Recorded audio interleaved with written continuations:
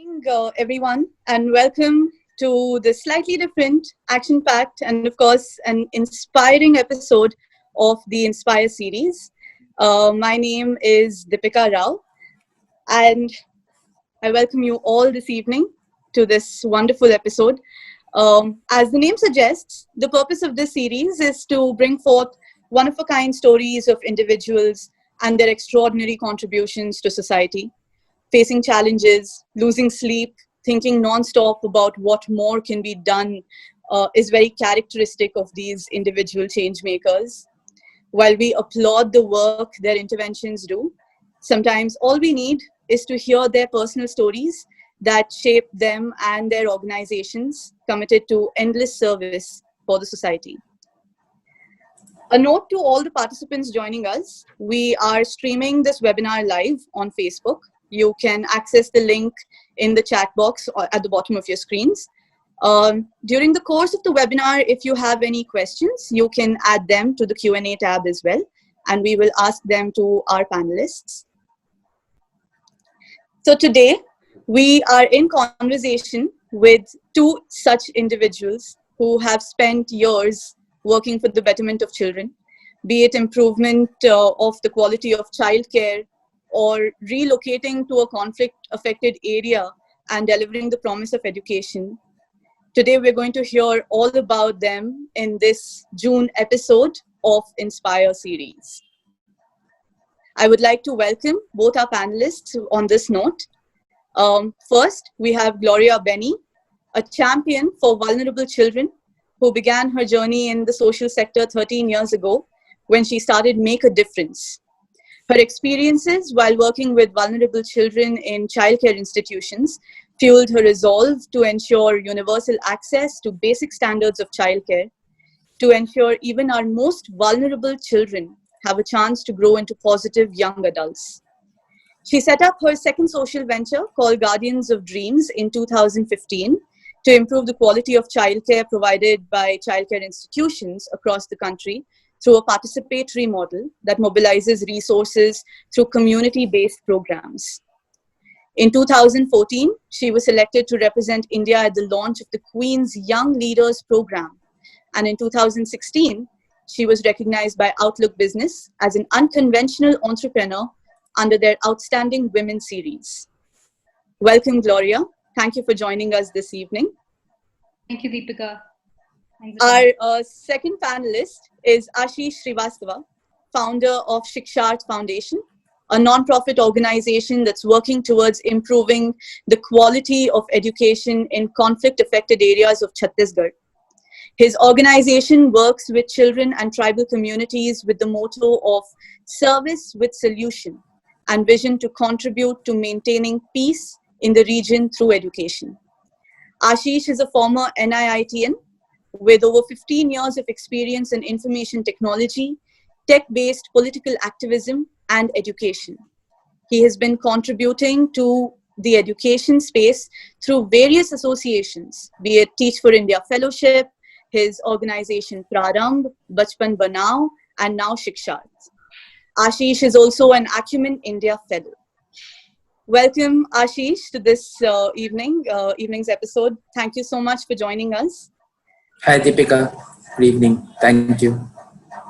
So with this, I welcome all of you, whoever's viewing this episode, to this all-new episode of Inspire. Thank you all for joining us. And without any further ado, I would like to, get started with getting to know our panelists a little more. So with this, Gloria, let's start with you. Could you please tell us a little bit about yourself?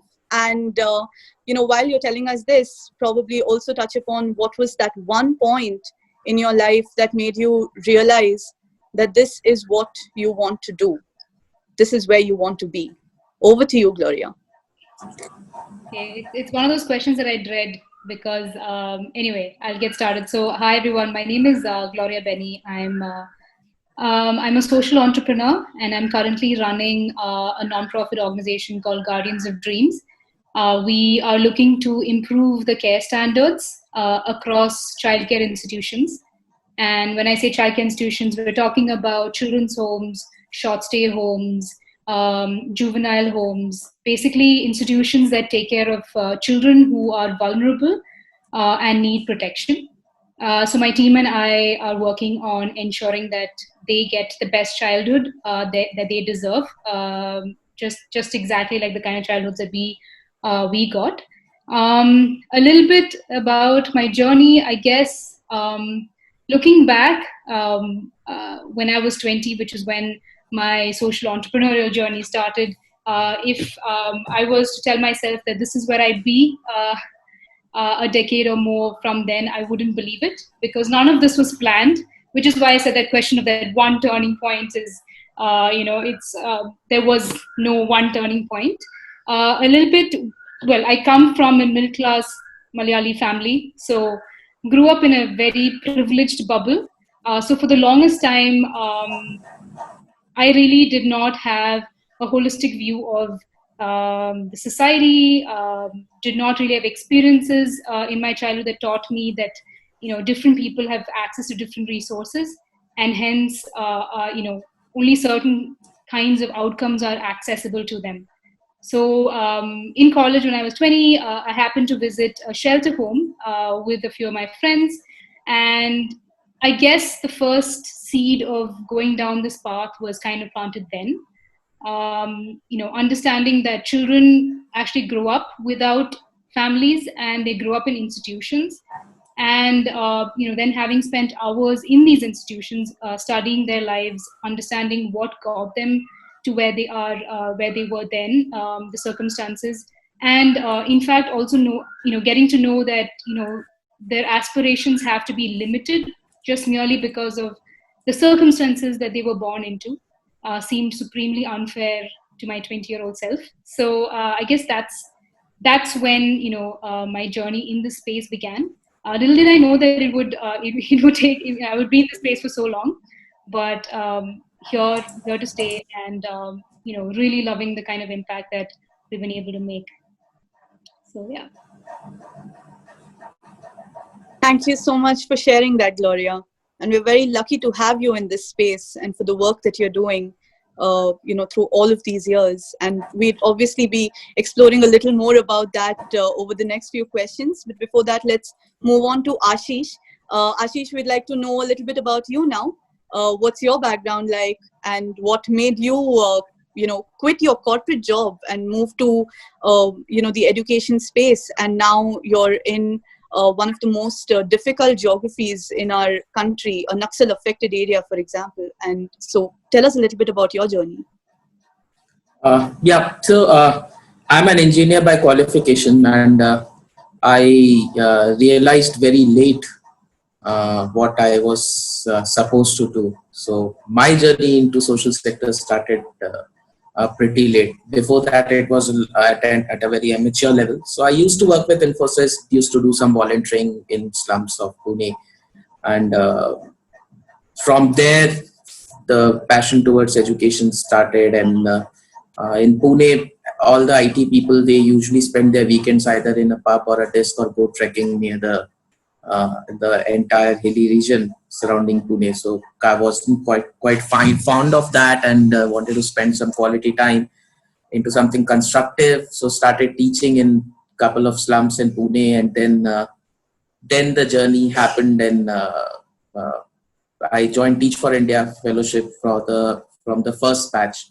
And at that time, the whole idea of joining the fellowship was not to jump into the sector, but was to learn the skills of teaching and get back to my volunteering space and support the children in a much more effective way. I didn't really know that post 2 years of the fellowship, I'll be choosing to completely move out of corporate job. And so completed my Teach for India fellowship in 2011, moved to Delhi, and that's where the realization grew stronger. And one interesting pattern that I noticed because of being in Delhi was I was working on something because of which I used to travel a lot to the nearby rural and semi-rural areas.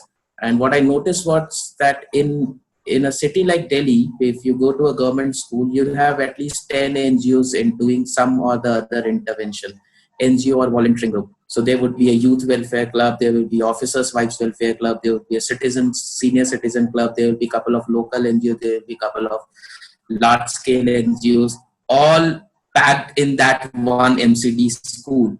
And you move 50 kilometers away from Delhi, you won't find any. I mean, even if there would be any civil society intervention, it would be a team of local people who would be representing that organization which is headquartered in Delhi or Bombay. So there was a huge discrepancy of how consistent quality interventions happen in when we move outside cities, the presence of civil society organization. And because of that, I quit my job. So there was no trigger as such. I just quit my job and I decided I'll go for a Bharat Bhramar. We'll travel across rural India for a year, volunteering with different rural organizations, and then thinking ki aage karna kya hai. And while doing that, I came in touch with a young boy called Praneeth, and he was Ashish, we seem to have lost you over there. Hello. Yeah. Sorry. Yeah. So, as Not expected, finished. the power supply went off. So Oh. yeah.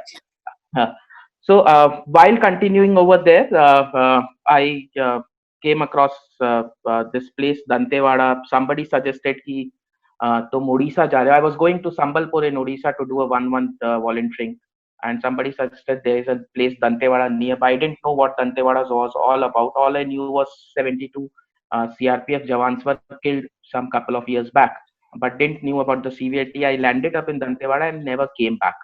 So that is my journey. So in Dantewada, when I came, we realized that it's the same. The experience that I had in Delhi uh, was flat on our face in Dantewada. I mean, you hardly had any intervention. Even the administration didn't have human resource to do anything, and that's where the journey then. So I decided let's postpone the Bharat Bhramar, stay here for a couple of years, do something, and then go back. And with 2 years, it is now 8 years now that I'm still in the region. Yeah.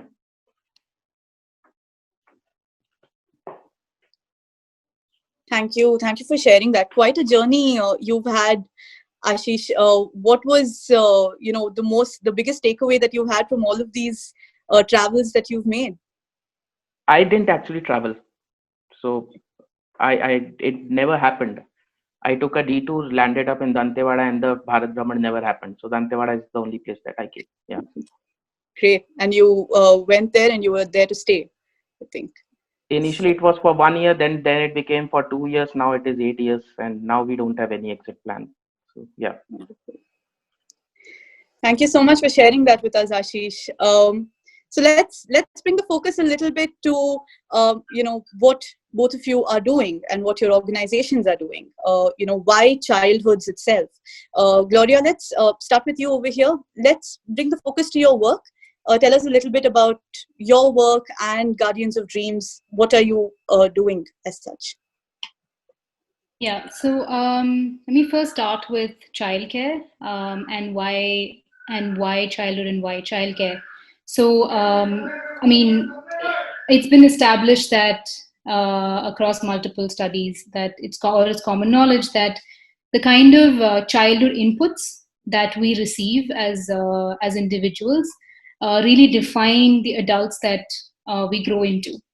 So what that means is that the kind of food we eat, the nutrition that we receive, the kind of environment that we grow in, the kind of stimulation that we receive, the kind of love and affection that we receive, the kind of adult relationships that we are engaged in, really shape, all aspects of what we become in our adults, our aspirational, our dreams, our self-image, our identity is all tied to possibly the first 12, if not the first 18 years of our lives, defines all of this.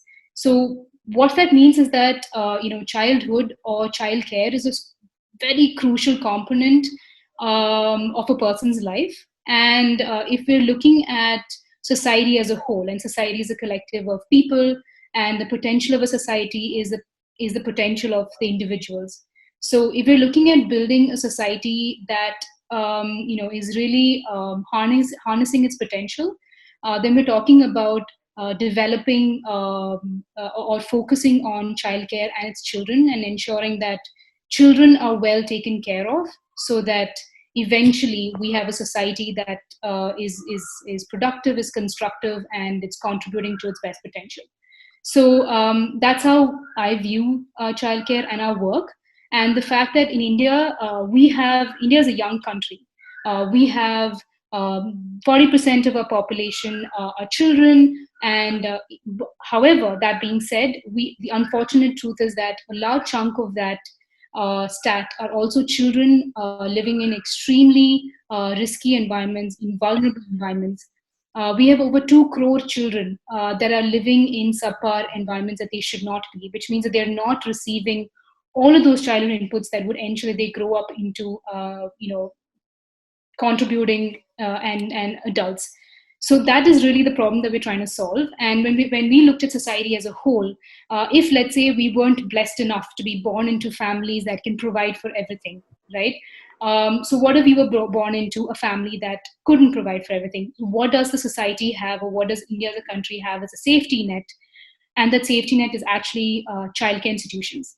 So if you see a child on the street, and the child shouldn't be on the street, or you see a child out of school where the child shouldn't be out of school, and you need to intervene, and you need to ensure that the child's childhood is put back on track, the way you do that is, if it is required, bring that child into a childcare institution, which means that a childcare institution and the environment that we create in a childcare institution is our best bet at providing these 2 crore children a shot at the life that you and I have.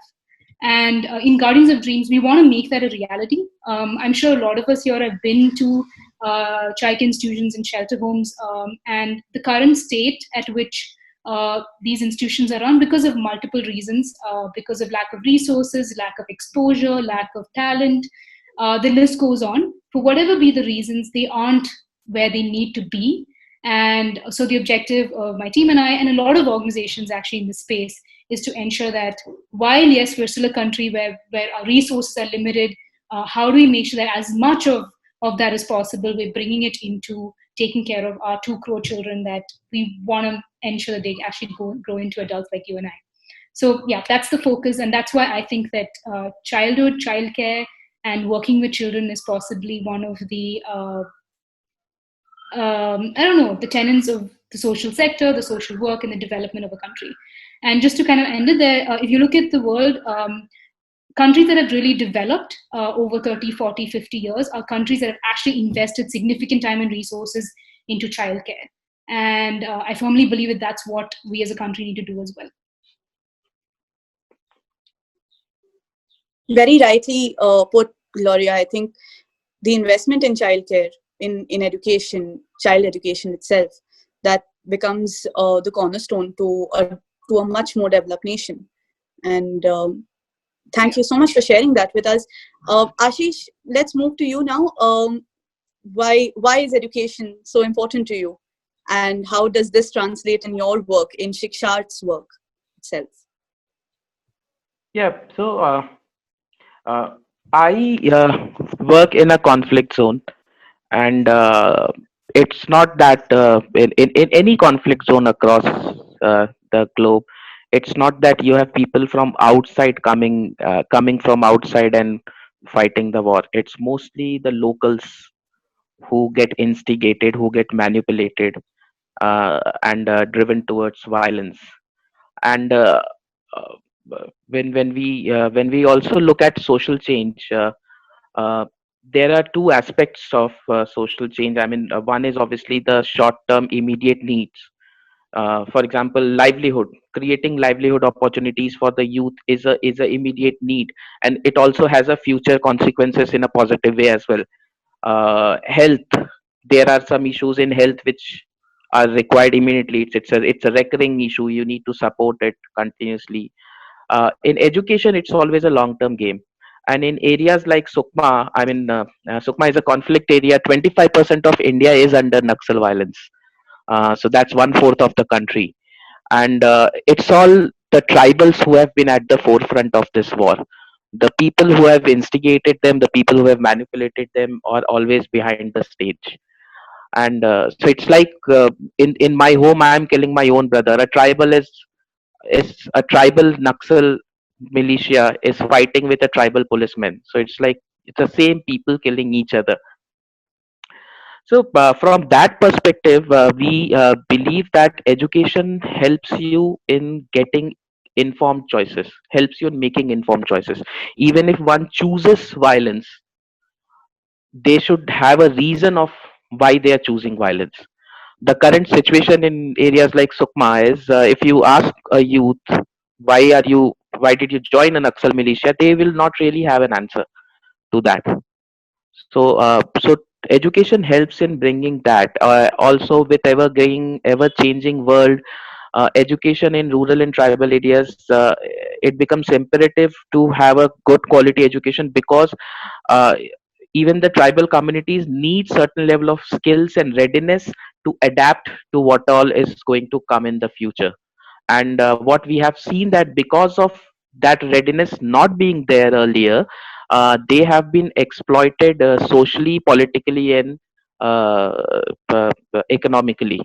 So education will at least give them some power of how to make their choices.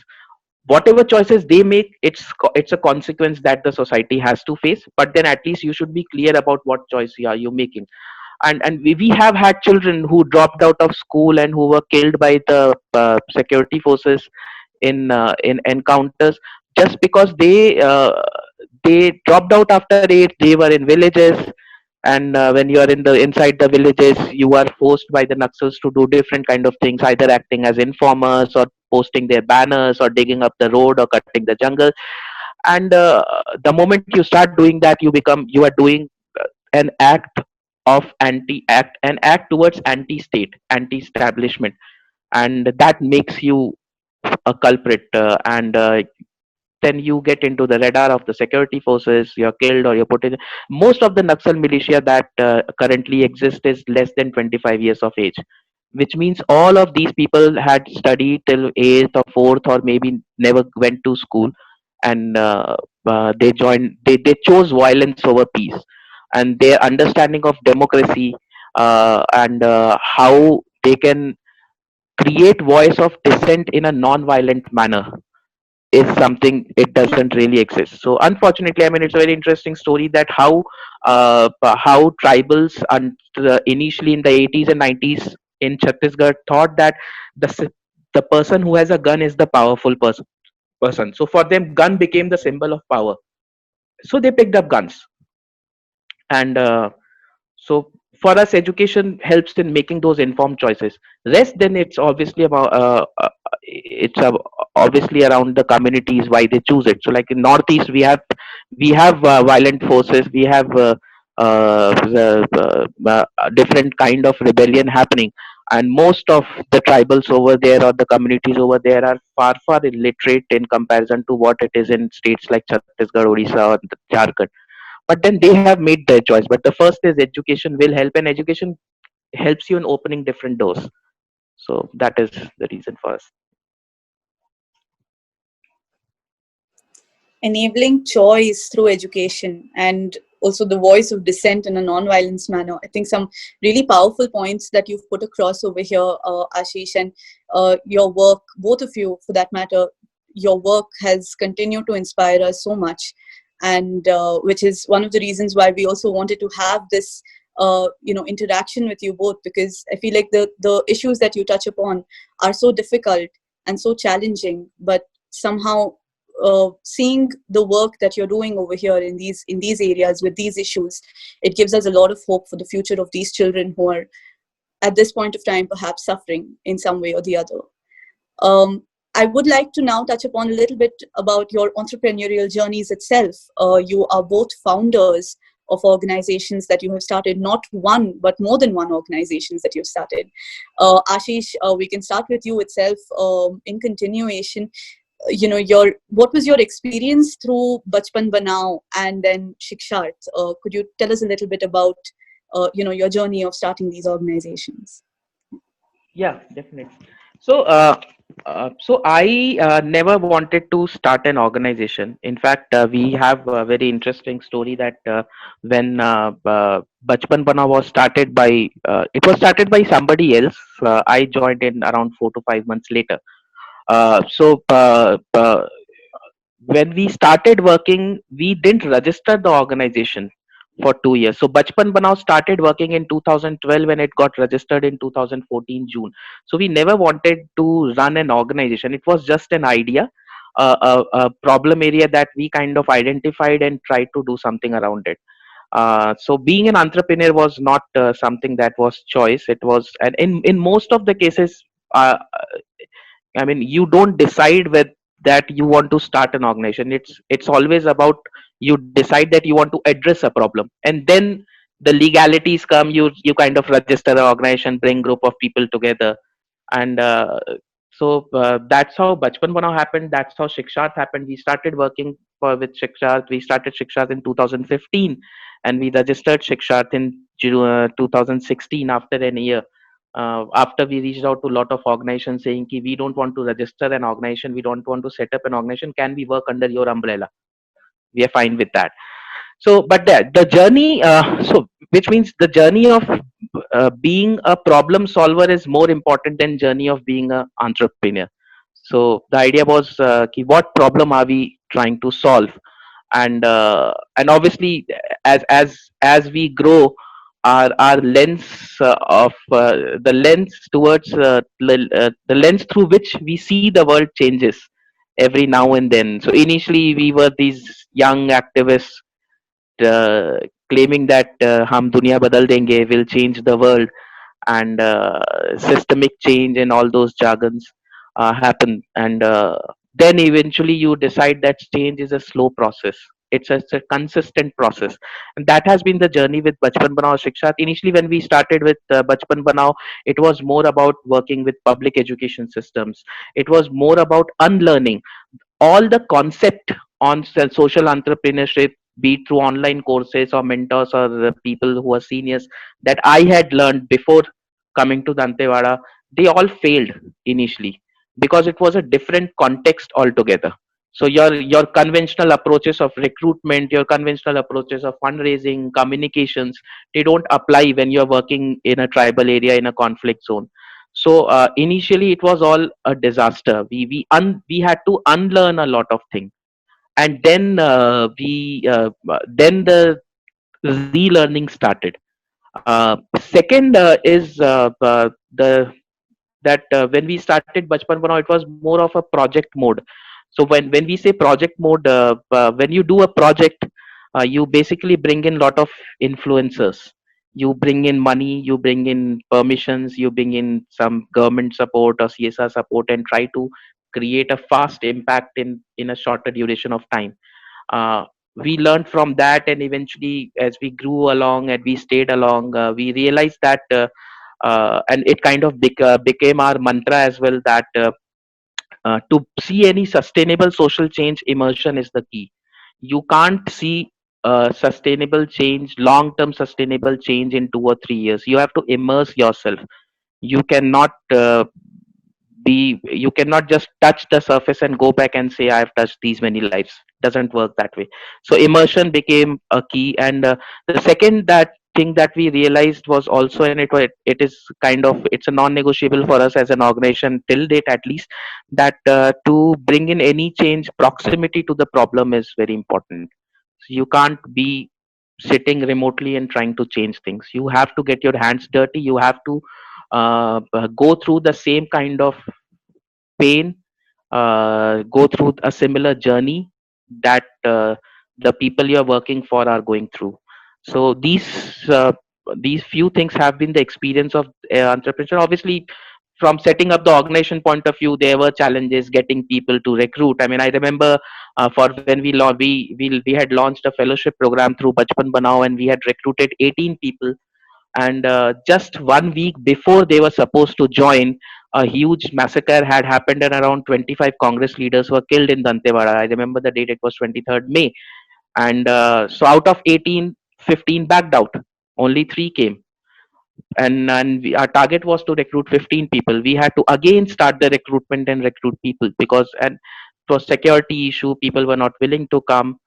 So setting up the team, setting up, identifying people and engaging with them to have long term commitments has been a journey. So my co-founders are my first fellows.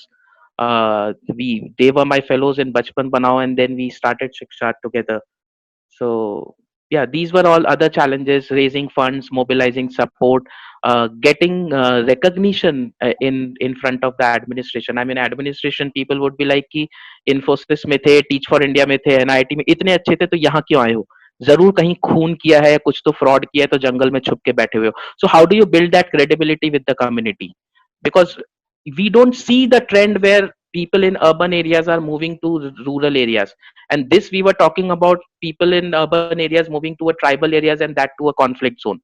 So that was a very wide spectrum, that was a very wide long journey that we were doing.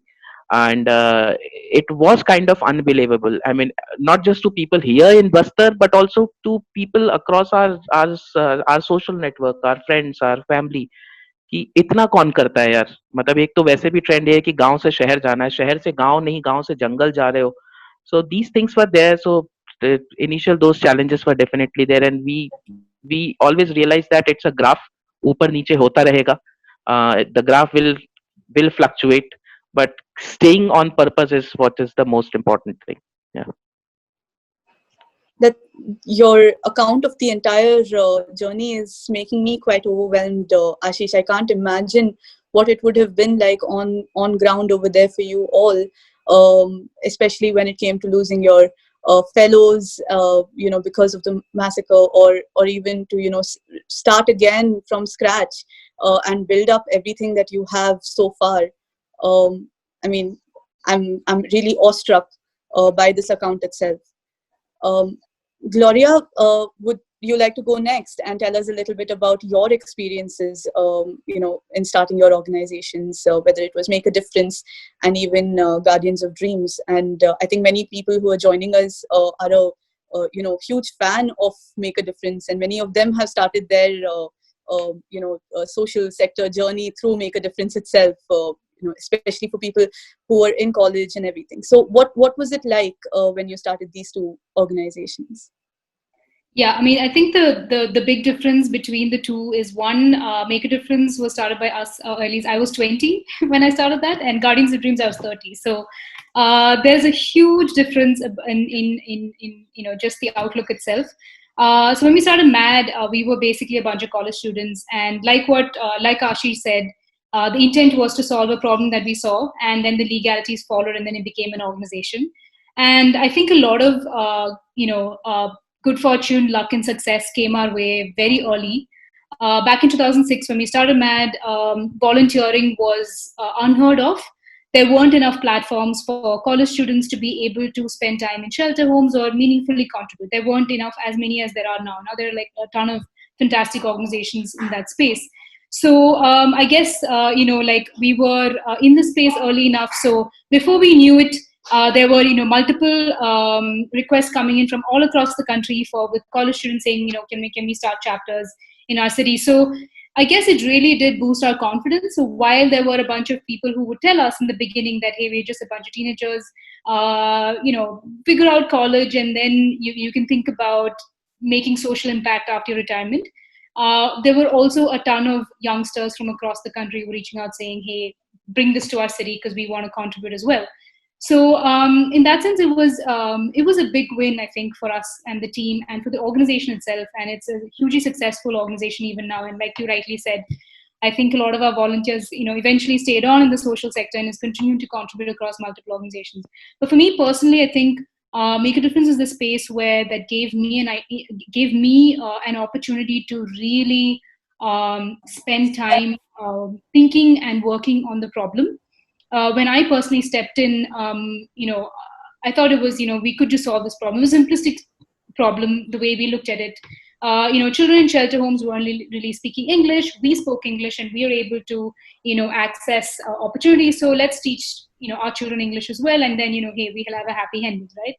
But life doesn't always turn out like that. So when me and my team started to look under the hood of how shelter homes started to operate, and the environments and the multiple reasons why the sector and the system is the way it is.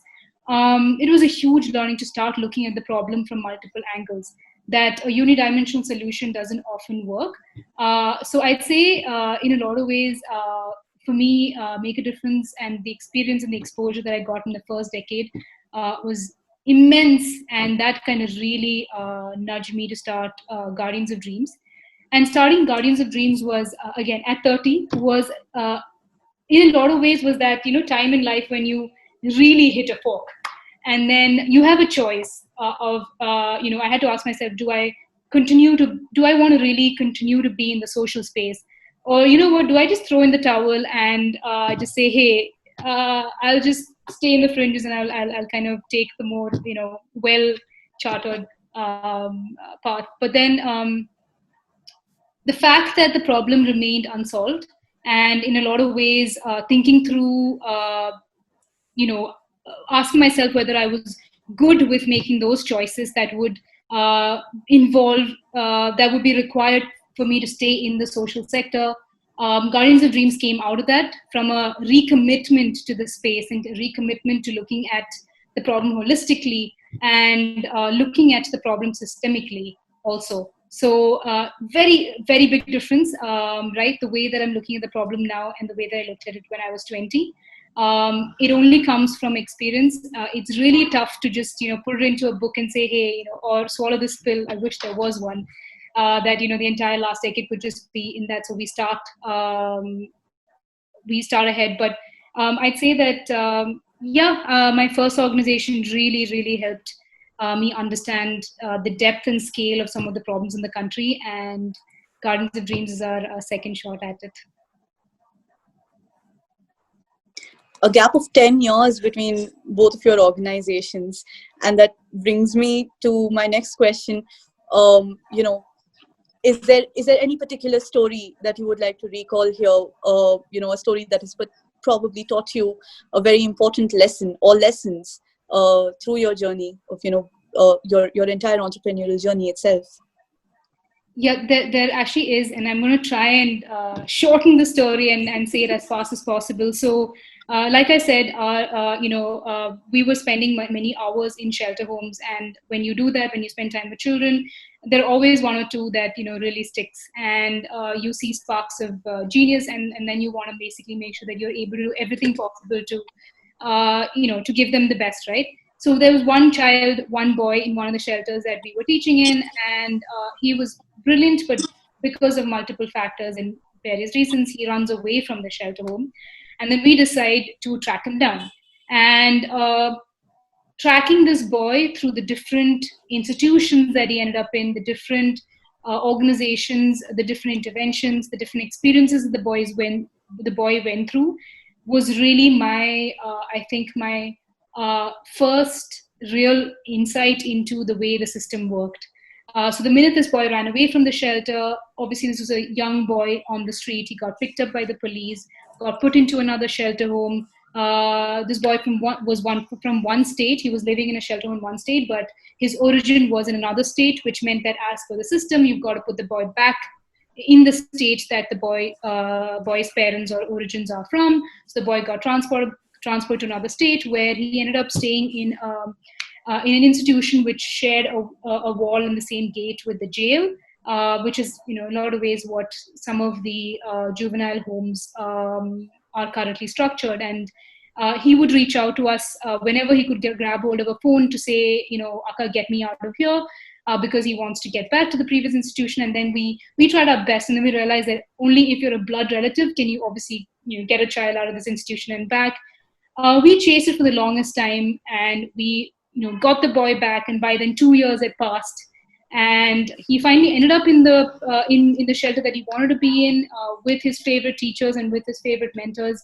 But within a short period of time, the boy ran away again because of multiple experiences, because of multiple changes that he went through those experiences that he had to have while he was being moved around. So I think that's when the real the real lesson that we learned was, we go in with a simplistic solution, but often social issues are not so simple. It is, how do I put it? Unidimensional solutions are efficient, they're great, they go, you could scale really fast, but often social impact comes with looking at systemically what's going on, and why is it that in so many years it's been so tough to move the needle, and then trying to weigh your options and go for those specific interventions that you're best placed to intervene in, and the ones that will make the needle move the most. So I think that's my biggest takeaway. And yeah, and that, it's one of our boys that taught us this, is, I guess, in a lot of ways telling of the fact that being in the space, working with children, the experience is what really, really teaches you how you would do things differently, and then you take, another shot at redefining. And yeah, I mean, and being willing to make new mistakes. I'm aware of the fact that we're going to be making new mistakes, but now the change is that systemically looking at a problem, looking at it multidimensionally, and attacking it from all aspects versus just looking at it from one angle would be my biggest takeaway. It's a very positive way to put it, Gloria. But I mean, I have to imagine that it can't get easier, especially when you're working with these children and you're seeing the kind of struggles that they're actually going through, and especially at a point when they are themselves growing and they're creating experiences for themselves in their lives. It can't be easy to see what is happening around you.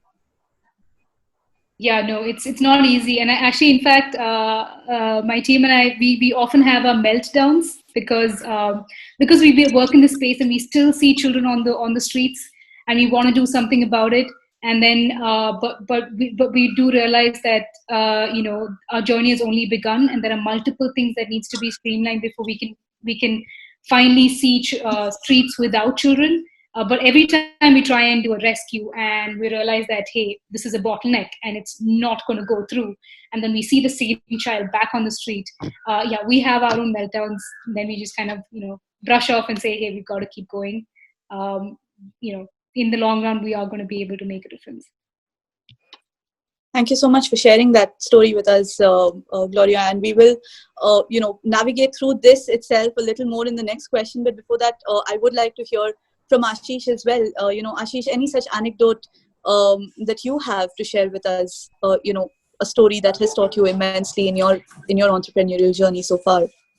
Yeah. So I just wrote down a few points while Gloria was talking about it, so that I don't miss out. So first of all, we categorize our lessons we learned this term.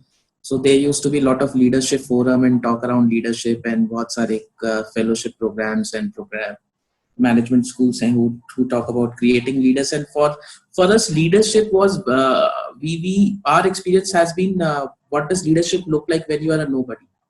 So I am not from Chhattisgarh. None of my team members are from Chhattisgarh. Landing up in Dantewada or Sukma is pure destiny. We don't have any government support. We don't have any CSR backing. We don't have local support. In fact, people are there is a complete hostile environment towards civil society organizations by the government, by the villagers, by the Naxals. So then how do you create your space? And that journey has given us some very interesting experiences, out of which we learned few things. So I mean, perseverance and immersion is two learnings that has been our what do we call mantra, that it is not about 2 or 3 years, you have to stay here. And then one learning that has been very crucial and has been very helpful to deal it emotionally has been humility. We use this phrase a lot of times in different ways across the sector, across cities, across forums. But for us, humility has been very different. I mean, when people beat your team members for no reason, or when you are disrespected, I mean, we are a nobody. We don't have any support mechanism. So which means the possibility of being treated respectfully is very less. And so how you still have the humility to still do a conversation with a stakeholder, with a government officer, with an IS officer, when they treat you like shit. So there have been exceptions to this, but most of time it's a very pretty negative emotion, and humility comes as our rescue. Uh, then obviously there have been some life lessons. I have been in multiple. I've been stuck in a couple of Naxal attacks. I've rescued 150 people once. So life is unpredictable. Don't take it seriously. Has been a lesson. ठीक है, आज कर रहे हैं. Do whatever you can. Don't have to be really finicky or critical about it. And so I mean, yeah, and then the couple of attacks that we have faced, or when my team members go on field, they're actually going in the line of fire. They're crossing landmines, IDs. So in the jungle, you are supposed to know कि कहाँ पे bomb है, कहाँ पे नहीं है. So getting across that, using local support, local villager support to get inside those villages where even the administration doesn't go. So that always gives you some uncertainty towards how you are going like tomorrow. Or else the work itself is uncertain. Every year, April to June, we are contemplating कि इस साल हम यहाँ पे रह पाएंगे या नहीं रह पाएंगे, or will we have to pack our bags and move. So that uncertainty is always there, but then what it has taught us that you can not deal with uncertainty, but you can always use clarity as a defense mechanism to counter uncertainty. So clarity over uncertainty is what we have learned. It's always good to have clarity. Uncertainty to rahegi. Life is pretty, you can never be sure of things. Nobody was sure of what COVID-19 is going to do 3 months back. And here we are. And the people who have clarity about what they want to do in life, or what they want to do with their work, are the ones who will survive.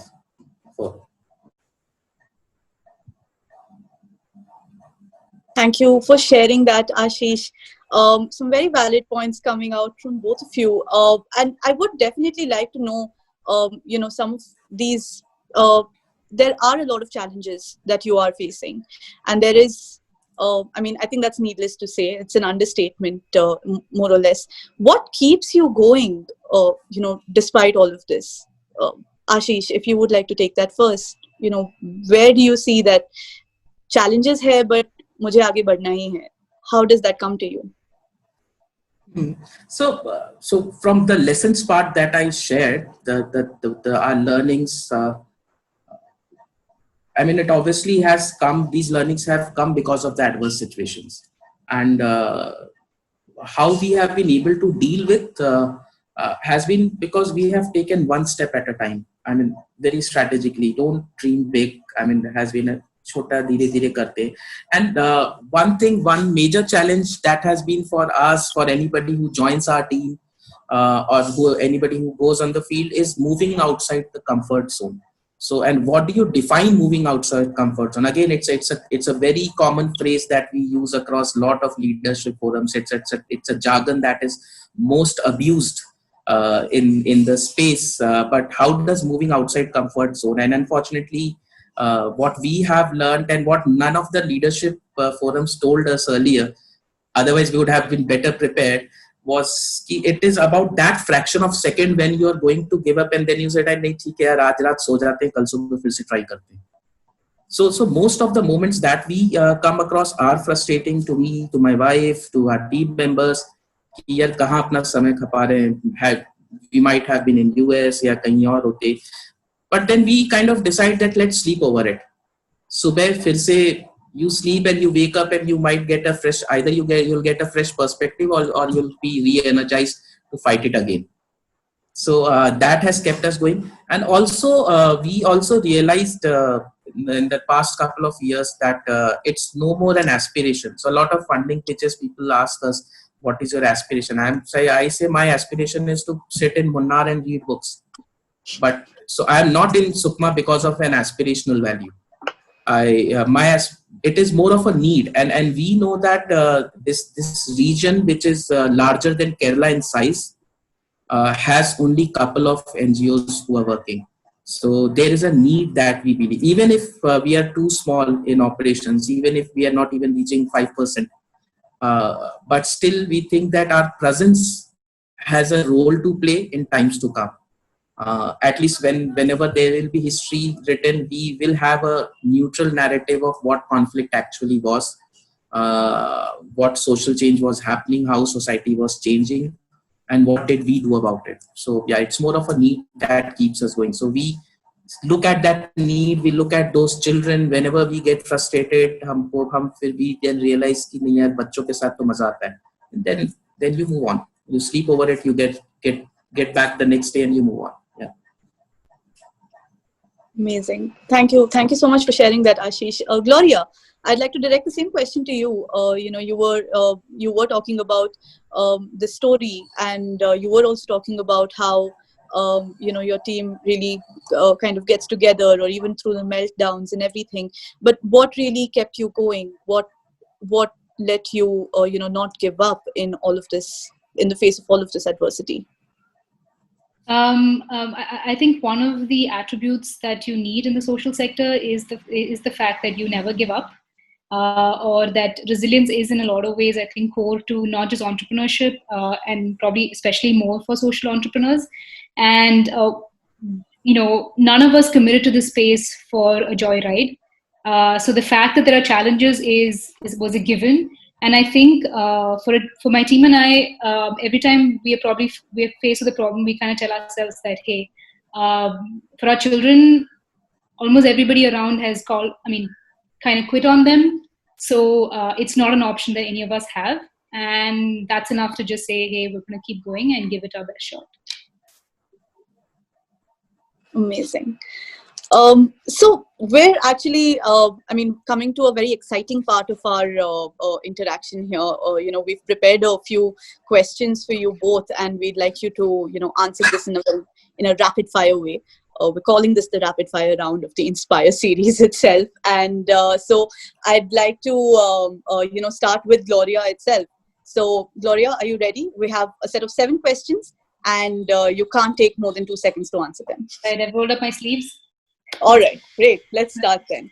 Okay, so the first question is, one advice you would give your younger self? Patience. Building great stuff takes time. Your most favorite book of all time? It's a summary of the essays written by Simone de Beauvoir. It's a book called The Second Sex. It's fantastic especially for a woman trying to make it in the current space. It's a fantastic read. Amazing. A habit you swear by? Run every morning. Go for a long run. Amazing. Childhoods in a sentence for you? Joy, love, and experiences. Your source of daily inspiration? To be honest, it's actually waking up to knowing that I have an unending to-do list and I have to get them done, and of course being there for the team and what we're working towards. A value you hold sacred to yourself? More because I need it, resilience and persistence. And the last question, your go-to winding down activity every day? Well, there isn't really one activity, though I wish I had. It would be writing, versus binge watching, or just reading. So it just alternates. Amazing. Thank you so much, Gloria. Those are all the questions we had, and you did great. Thank you so much for taking these rapid fire questions. And now we'll come to Ashish. Ashish, are you ready for your rapid fire questions? Yes, I'm too slow with this, but yeah. Okay. Your first question is, an individual that has inspired you? And for different values, different people have inspired, but a hope story is the value that I value the most, having a hope story in your life. And for that, the children we work with, despite facing all the conflict and violence, their sense of hope towards future and the zeal to enjoy life is what inspires me the most. A value you hold sacred to yourself? Humility and perseverance. Yes. An act of kindness directed towards you that you would never forget? So actually, when I had started working in Bastar, in Dantewada, there were 3 months when I didn't have a single penny. So I used to eat 1 meal a day. And that too, I had requested the local hotel wala ki bhaiya paise to nahi hai, you have 60 rupees thali. I don't have that much. Can you give me your thali for 30 rupees with just 4 roti, dal and sabzi? And he kind of agreed. So, I mean, that has been there. During the same period, there was a time when I went hungry for 3 days at a stretch. And looking at me, feeble and weak, a tribal Adivasi gave me rice and tamarind ka pani to eat with. So these have been some. And then very recently we were planning a baby, didn't really have money, didn't really have support. And lot of people whom we knew, whom we didn't know, came out to support me and my wife. And we have a 16-month-old baby right now. Thanks to them. Yeah. Congratulations on that. A habit you swear by? Food. I am a foodie. That is one thing that I miss the most. And when we had started our journey, when I had got married, we used to save money for 6 months. And after 6 months, whenever we used to go to Raipur, which is the nearest city, we would use that money to eat a full course meal in a restaurant. Sanjeev Kapoor ka chain tha restaurant ka yellow chili, and we used to eat full course, starter, main course, dessert meal. So I've always been a foodie, and that is one thing. Yeah. I keep trying different food. One advice you would give your younger self? Learn to respond, be mindful, don't react. Your go-to winding down activity? For me, reading is something that I like, and I ensure that I read something, and not really a book or anything. It can be a book, it can be an article, something. But before sleeping, I spend 1 hour in reading something. Yeah. Childhoods in a sentence? So we often use this statement that irrespective of any ideological conflict, a child deserves a childhood free of fear, pain, and sorrow. So yeah, I mean, you might disagree on ideologies, but let the child be a child. Powerful note to end on. Thank you so much, Ashish, for taking these rapid fire questions as well. You both did great. Thank you so much for doing this. And so we're There's almost a to the hamper. end. Sorry? I was just going to ask that. Where's the hamper? I'm sending you a virtual hamper from here, from Bangalore to both of you. Thank you so much for this. And so we're almost to the end of our interaction, but I would like to close with one question that I'd like both of you to answer. We have a lot of young change makers who are wanting to dedicate their lives to social action. And you both have set such an example with your journeys, just talking about them today. What would you like to say to them today? Gloria, we'll start with you. What I would say to them is probably what I say to myself like 13, 14 years ago, would be that spend as much time as possible immersing yourself in the problem. Right? If you have an hour, then spend 59 seconds on the problem and just the last 1 minute just the last 1 second on the solution, because the solutions quickly come to us, but it is spending time on understanding the problem from all angles that really make our time in the space worthwhile, and increases our chances of making a bigger difference. Also, the fact that if you are looking at getting into the social sector, do get ready for tough choices. I mean, Ashish's story is incredible. I should have no idea how you do it. It's insane, and that's probably just the top of the iceberg of what you shared with us today. So being preparing yourself to make tough choices, they're definitely worth it, because you're going to head down a path that is gives so much meaning and growth to yourself. And yeah, that's what I would say. Thank you so much for sharing that with us, Gloria. Ashish, over to you. Any message that you would like to share with? Actually, it was the same as what Gloria has shared. So I'll just add on to that. First is staying on to the problem. I mean, a friend of mine advised me some 8 years back, just stay on the problem, don't jump to the solution. And we have an example, COVID-19. Everybody is jumping into the solution. Sab edtech aa jayega, sab change ho jayega, all that. Let's stay on the problem. Let's be patient with that. I also believe that it is very important to do what is right and not what is easy. So, I mean, if you really want to start your journey of change, uh, moving outside your comfort zone physically, emotionally is very important, at least till the time you're 30 or 35. Trying to think of change within our comfort zones is something that I don't fancy much. I mean, it moving outside your comfort zone actually helps you develop as a person. It changes your perspective. And one learning that we have had is today's solutions will become tomorrow's problems for sure. A lot of things that we put up as problem statement in our funding pitches were actually solutions 30 to 40 years back. So it is perfectly fine. We should do whatever we believe in with conviction and just try. I mean, it's a long story. We just need to write our paragraph very well. That's what I mean. Things will change and you might be irrelevant. You can never be relevant all the time. So be prepared for that as well. Amazing. Thank you so much, Ashish, and thank you so much, Gloria, both of you, for joining us this evening. I mean, I think I couldn't have had two better panelists to join us for this first, one of a kind episode that we've started with the Inspire series itself. And listening to you both has truly, truly inspired me. And I'm sure it has inspired a lot of people who are listening to us, who are watching us right now on Zoom, on Facebook. Thank you. We probably face the problem. We kind of tell ourselves that, hey, for our children, almost everybody around has called. I mean,